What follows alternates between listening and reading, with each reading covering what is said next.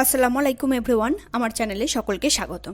আজ আমরা আলোচনা করব এইসি পেপারের আরেকটি উল্লেখযোগ্য প্রবন্ধ নিয়ে। প্রবন্ধটির নাম স্ত্রী জাতির অবনতি। খুব গুরুত্বপূর্ণ সবার জন্য, ছেলে এবং মেয়ে নির্বিশেষে।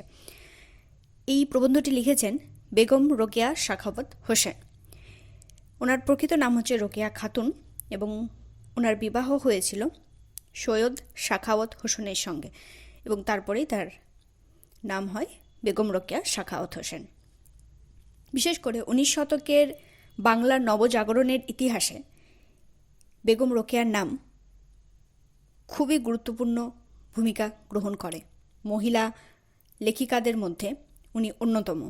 বিভিন্ন বাধা বিরোধ এবং অবরোধ পেরিয়ে তিনি নিজেকে প্রতিষ্ঠিত করেছেন আমাদের সমাজে এবং এর পেছনে তার স্বামীর খুব বড় ভূমিকা ছিল। তার জীবনী পড়লে সেটা জানা যায়। তো আজকে আমাদের যে প্রবন্ধ স্ত্রী জাতির অবনতি, সেটি না হয়েছে ওনার মতিচুর নামক যে প্রবন্ধ গ্রন্থ সেখান থেকে। বেগম রোকেয়া জন্মগ্রহণ করেন 1880 খ্রিস্টাব্দে 9ই ডিসেম্বর এবং তিনি আমাদের ছেড়ে চলে যান, পরলোক গমন করেন 1932 সালে 9ই ডিসেম্বর। ঠিক আছে, তো এখান থেকে দু একটা প্রশ্ন আসতে পারে যে স্ত্রী জাতির অবনতি প্রবন্ধটি কার লেখা, বা স্ত্রী জাতির অবনতি প্রবন্ধটি কোন প্রবন্ধ গ্রন্থের অন্তর্গত। এই দুটো প্রশ্ন কিন্তু তোমরা খাতায় টুকে নেবে। অনেকেই বলছিল যে প্রবন্ধটা একটু যদি ধরে পড়াতেন, হয়তো পুরো লাইন বাই লাইন পড়াচ্ছি না, কিন্তু আজকে আর একটু বেশি ডিটেলসে আলোচনা করব। আশা করছি আলোচনাটা ভালো লাগবে। প্রবন্ধের শুরুতেই তিনি বলছেন যে আমাদের শয়নকক্ষে যেমন সূর্যালোক প্রবেশ করতে পারে না, তদ্রূপ মনোকক্ষেও জ্ঞানের আলো প্রবেশ করতে পারে না।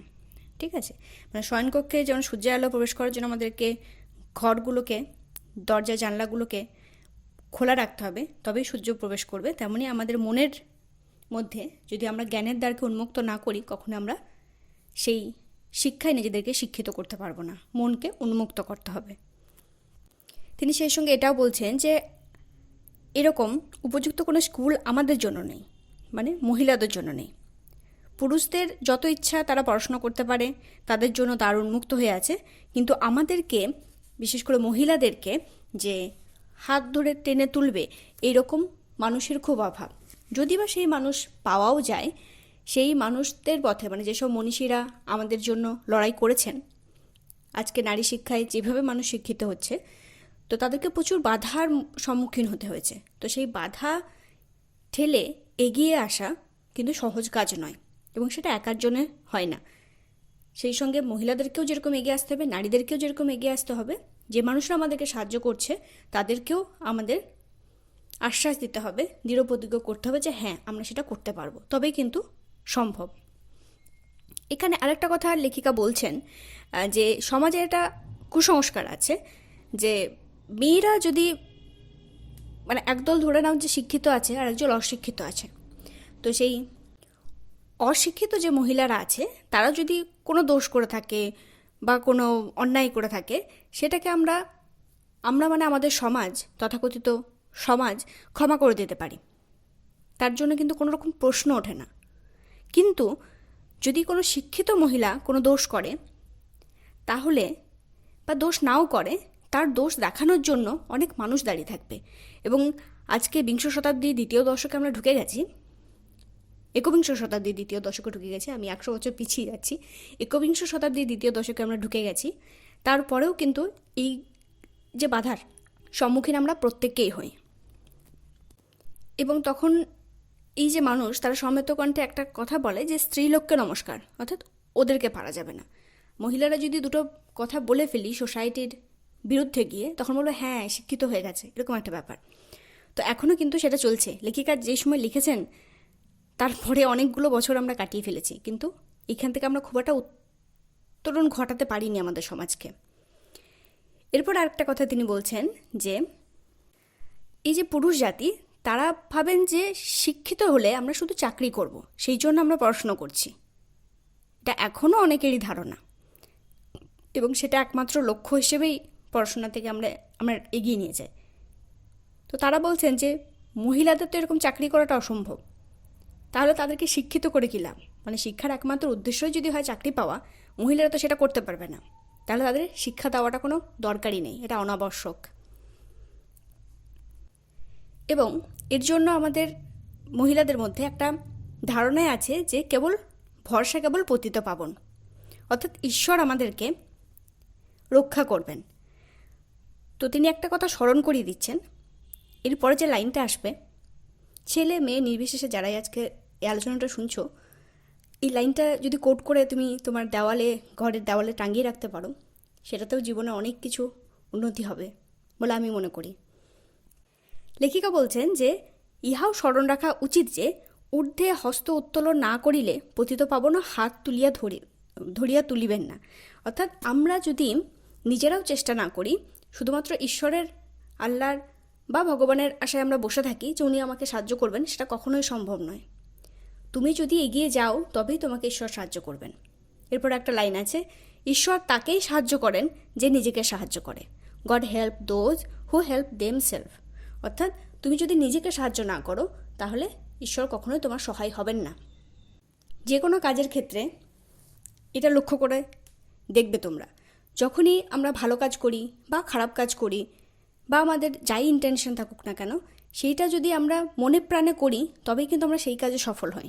তাহলে আজকে যদি আমরা ভাবি যে আমাদের টার্গেট হচ্ছে অনার্সে গিয়ে 60% পাওয়ার, ফার্স্ট ক্লাস পাওয়ার, তোমাকে সেই লেভেলে পড়াশোনা করতে হবে। তুমি যদি বসে বসে ভাবো না আমি এই তো সিলেবাস কভার হলো না, একটু ইউটিউব দেখে নেবো, শেষে গিয়ে আমি আশা করছি যে আমি 60% 70% মার্কস পাবো, সেটা কি কখনো হবে? তাহলে যে ছেলেমেয়েরা পড়াশোনা করছে তারা আর কত পেতে পারে? 100 ছাপিয়ে যাবে?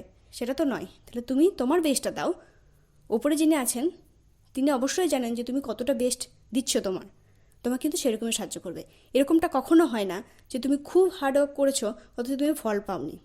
হতে পারে অনেক সময় লাক 1-2% ফেভার করে, এর বেশি কিন্তু আর হয় না, পরিশ্রমটাই আসল। ঠিক আছে? তা এই লাইনটা লেখিকার, এটা আমরা যারা এখানে শুনছি প্রত্যেকে জীবনে মনে রাখবে, God help those who help themselves. তোমাদের জীবনে যেই টার্গেট থাকুক না কেন, সেই টার্গেটকে ফুলফিল করার জন্য তোমরা নিজেরা চেষ্টা করবে, কারো ওপর ভরসা করে নয়। বন্ধু সাহায্য করবে, টিচাররা সাহায্য করবে না, তোমাকে পড়তে হবে। গাইড করে দিতে পারি আমরা শুধুমাত্র, এটা বলতে পারি না যে তোমাকে 100% মার্কস আমি এনে দেবো, সেটা তোমাকে নিজেকে করতে হবে।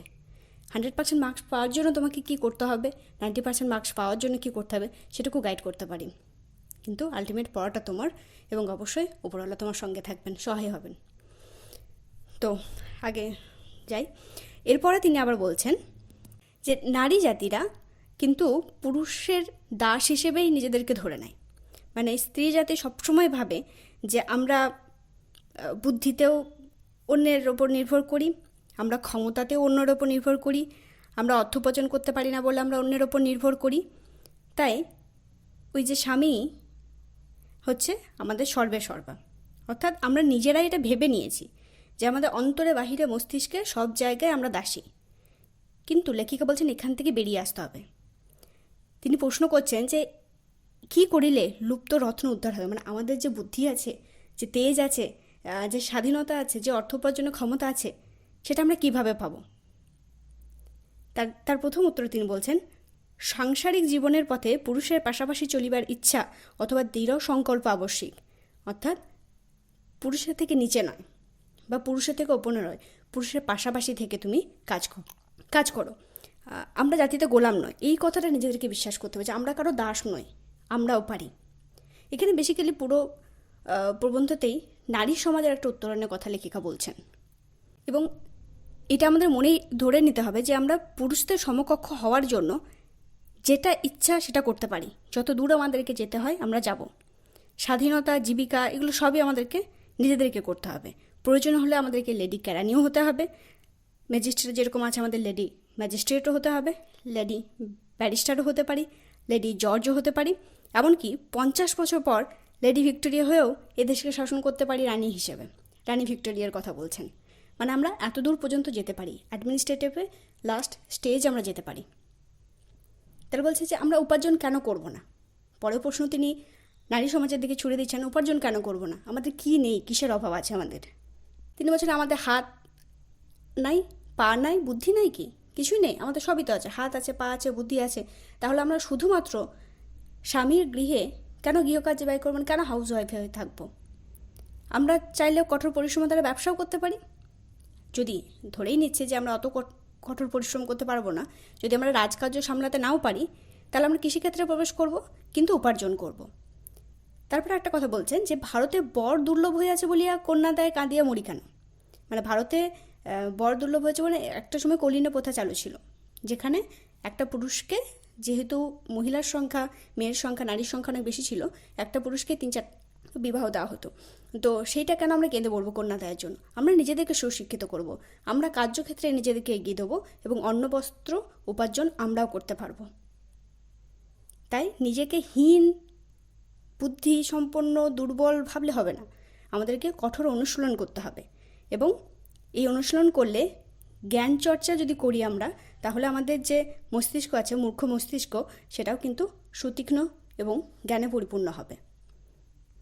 এবং উপসংহারে একদম তিনি বলছেন যে সবশেষে বলতে পারি এরকম বলে তিনি মানে প্রবন্ধটার রীতি টানছেন। সেখানে বলছেন যে সমাজ গড়ে ওঠার জন্য নারী এবং পুরুষ উভয়কে নিয়েই দরকার।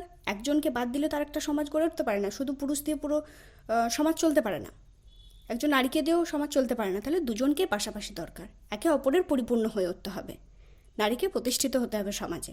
এবং সাংসারিক আধ্যাত্মিক উভয় জগতেই নারী এবং পুরুষের পাশাপাশি থাকা প্রয়োজন। এবং আলোচনার শেষে তিনি দীপ্তকণ্ঠে ঘোষণা করছেন যে শুধু তাত্ত্বিক উপস্থাপিত করলেই হবে না, মানে এগুলোকে তত্ত্বের মধ্যে রাখলেই হবে না, আমাদেরকে বাস্তবে প্রয়োগ করে দেখাতে হবে। তাহলেই কিন্তু এই যে নারী জাতি, তার উন্নতি সম্ভব। এভাবেই লেখিকা শেষ করছেন। আশা করছি আজকে আলোচনা ভালো লেগেছে। ভালো লাগলে লাইক করবে, কমেন্ট করবে, শেয়ার করবে বন্ধুদের মধ্যে। সবাই ভালো থেকো, সুস্থ থেকো, পড়াশোনা থেকো। ধন্যবাদ।